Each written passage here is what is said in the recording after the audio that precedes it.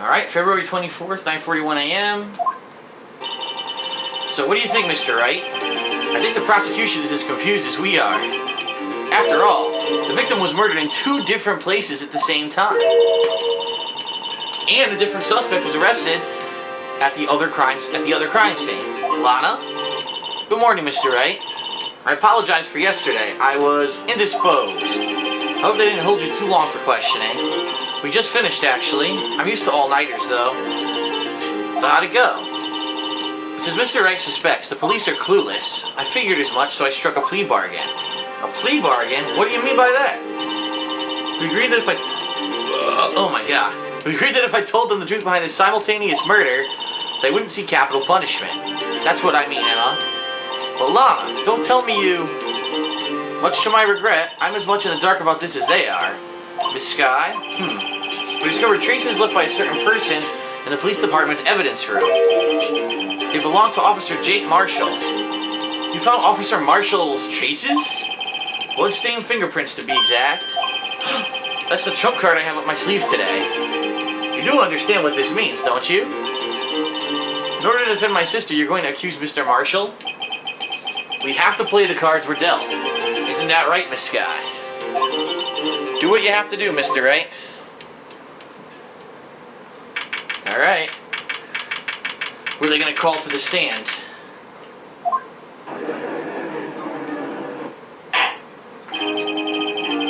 Court is now in session for the trial of Miss Lana Sky.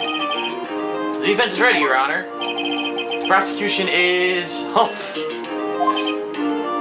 I'm afraid you'll have to clarify.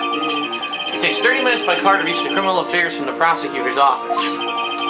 The victim, Bruce Goodman, was slain at both places at the same time. But that's not possible, is it? What's more, I hear the victim from the evidence room just disappeared. Yes, the body eventually reappeared in the trunk of Mr. Edgeworth's car. Wow. This is one messed up trial. One of my duties as prosecutor is to present impartial evidence. Today I will present evidence relating to the murder at the police department. In so doing, I believe the way in which we should proceed will reveal itself. Now that's what sets Mr. Edgeworth apart. He sounds so on top of things, even though he doesn't know what's going on himself. That's supposed to be an admirable trait? Very well, let the trial resume. On the day of the crime, what exactly transpired at the police department? Mr. Edgeworth, you may call your first witness of the day, your first witness of the day to the stand. There we go. For its first witness, the prosecution calls the suspect of the murder that occurred at the police department. Ah! The suspect? You mean the so-called murderer?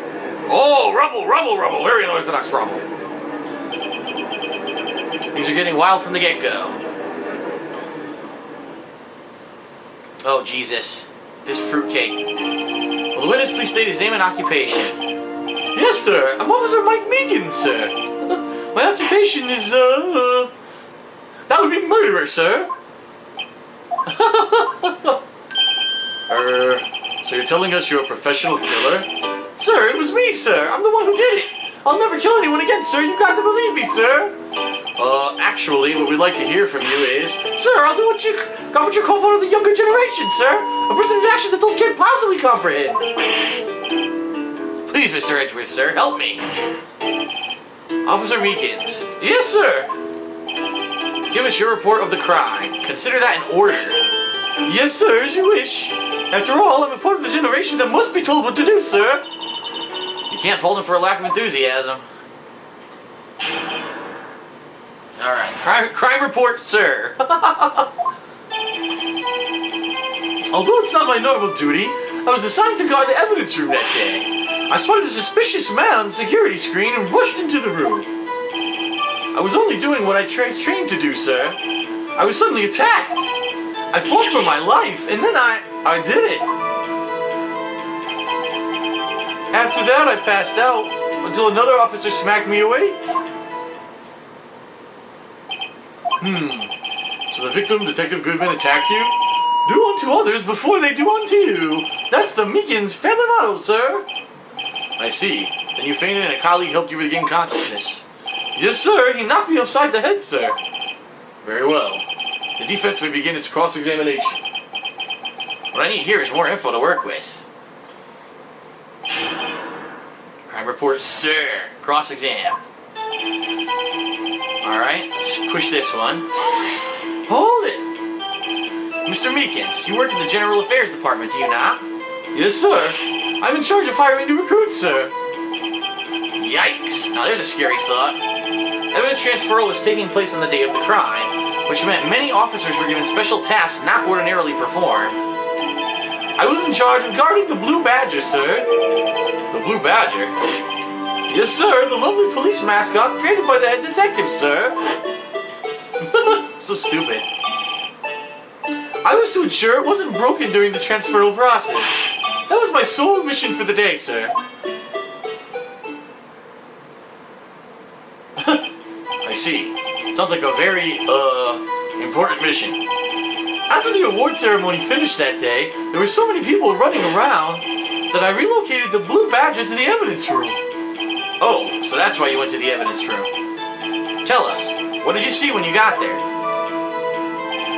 I spotted a suspicious man on the security screen and rushed into the room.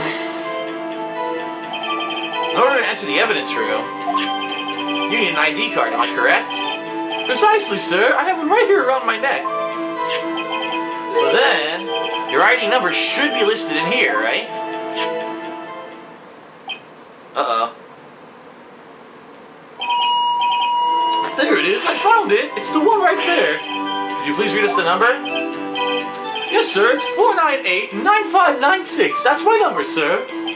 I see. Huh? But the number is showing as being used twice. Please explain, witness. It's no real mystery, sir. The first time is when I relocated the Blue Badger to the evidence room, and the second time is when I went to go get him after everything settled down. I see. So it was during that second time, then? Yes, sir. That was when I spotted the man on the security screen. Alright. I was only doing what I was trained to do, sir. I was suddenly attacked. So, you were attacked. Can you please tell us exactly what happened to you? It was a knife, sir. A knife. Detective Goodman pulled a knife on you? What happened then? Well, with me charging in on him like that, he looked as surprised as I was. You aren't exactly the kind of person someone would want to run into. That's when I reacted, sir. I swung my arms like an octopus, struggling to detain him. That's how I got this gash on my hand. Maybe if you just kept your cool, your hand wouldn't be... When I saw the blood trickling down my arm, I panicked. I grabbed the man by his collar. I fought for my life. Then I did it. What exactly do you mean when you say you did it? I know I don't look the type, but I'm really into kung fu films, sir. The man let his guard down for just an instant, so I snatched the knife from him. You took his knife? I spun him around and performed a disarming maneuver. I made sure to close my eyes like a man. I see. He must have been desperate. The next thing I knew, his white coat was drenched in a sea of my blood, and then the next thing I knew... Yes? He punched me right in my face, sir! After that, I passed out until another officer smacked me awake. About what time did you regain consciousness? No offense, sir, but how am I supposed to know that? I was unconscious. Alright. According to the report from the officer that woke up the witness, it was about 5:30. He hit me right in the head, too. I woke up crying tears of pain. That's nice. It's nice that you recovered, that is.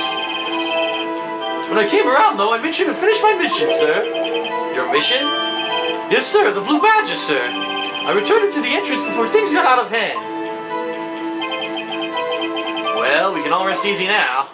I believe we now have a fairly accurate picture of what happened. Yes, Your Honor. Only one thing remains unclear. Was the man this officer murdered really the victim? He's got a point. Yes, Officer Meekins? With regard to that, sir, take a look at this. It was sent to my cell. Chief Gant delivered it to me just this morning, sir. The Chief delivered it? What is that? A videotape? Yes, sir, that's absolutely right, sir. A videotape, sir. It contains footage from the security camera in the evidence room. What? But I specifically asked if there was such a tape and was told it had been mistakenly erased. That's quite a mistake.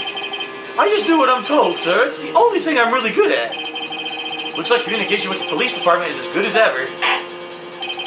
Well then, let's have a look.